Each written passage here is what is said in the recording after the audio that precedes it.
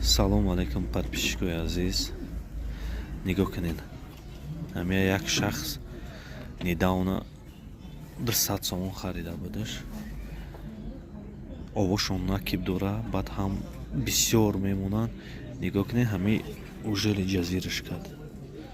Ина занг ова хеле тап-тар мекунад. Ина оз ҳамин паҳати запчас худаш мисол аз 30 сом боло то 40 сомон мефурӯшам, бо 10 сом дига усто ҳаққи коша гира як гала меша. Аз шумо хоҳиш мекунем ҳами ова камтар монда. Ай барои худо, ина ҳами хат кашидаги ҳами максималниша. Бисёр ки мемонед ҷулӯкаш мерезад. Барои эҳтиёт кунед, барои фоидаи худтон бачаҳо. То чанда мисол ман як одам насиҳат карда мешинем, барои фоидаи худтон. Просто сумтон зиёд боша, марҳамат. Чӣ хеле мехоҳед истифода баред, не ки просто